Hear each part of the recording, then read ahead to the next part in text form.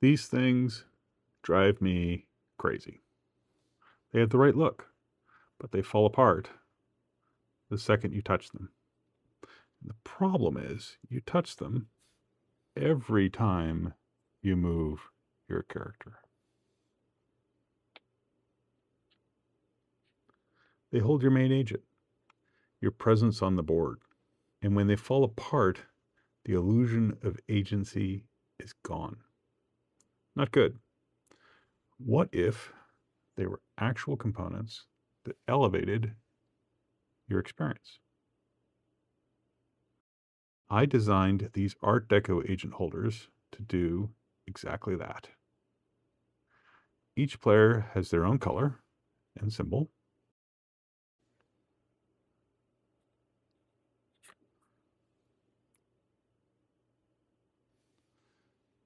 And if you'd prefer something smaller, I also made a low profile version.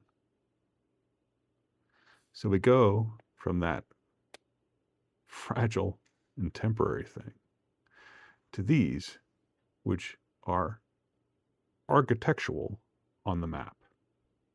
Getting these to 3D print correctly was a much harder problem than I expected. This was the first version. You can see the design beginning to emerge. The Art Deco lines, the angled surfaces, slopes along all sides. But I printed it at 0.2 millimeter layer height.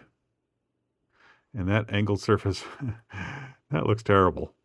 So I thought, easy fix. I'll just print it at 0.08 millimeter height. And it did improve the detail. Buildings came out sharper, the rhombuses looked better, but a new problem appeared. That big flat surface where the agent token sits was warped and deformed. Too much plastic heating and cooling all in one place with tiny little layer lines. So the real problem wasn't the printer, it was the geometry. So instead of fighting the printer in the settings menu, I redesigned the surface. I carved channels and valleys into the top. Now those big flat surfaces became smaller surfaces supported by vertical walls. And vertical walls print beautifully in FDM. The final result looks smooth and clean. All the layer stepping is technically still there. You just don't see it anymore, which is basically cheating, the good kind. What this taught me is that when you embrace both the art of the game and the medium you're building in, you get something that feels like it belongs on the table, like it was there all along, hidden by the mists of R'lyeh. Let's talk experience and a choice you might make. When I play with these full-size holders, they almost feel like little chariots moving across the map. They're chunky, they're tactile, they feel great to move around. But when you're playing with 4 players, the board gets crowded. So the low profile versions might actually work better. They obscure less of the board. They can be grabbed from all 4 sides. They show their allegiance with color and with just the slightest nod of architectural detail to the full-size agent holders.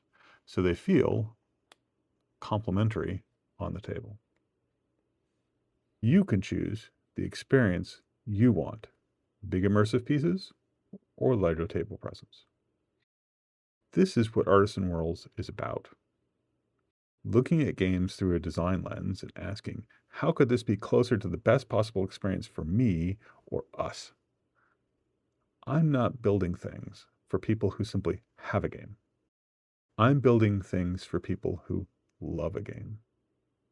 Once you experience thinking this way, You can't stop. You're welcome. For me, this always leads to other designs. This is a Mythos tray that I'm working on.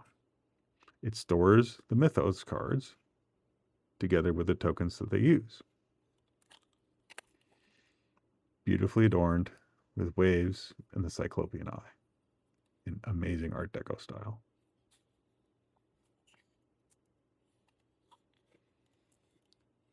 My goal, though, is for it to be functional.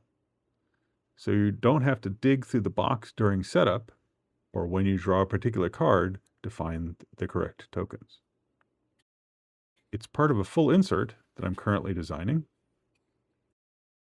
And that's just some of the fun that I found in this game. Curious about what I will experiment with next, whether that's more Dark Providence or other games, please consider subscribing. If there's other components you believe deserve a redesign, please let me know in the comments. These holders are available on Etsy and on Cults 3D for our European friends. Links are in the description. Thank you for watching.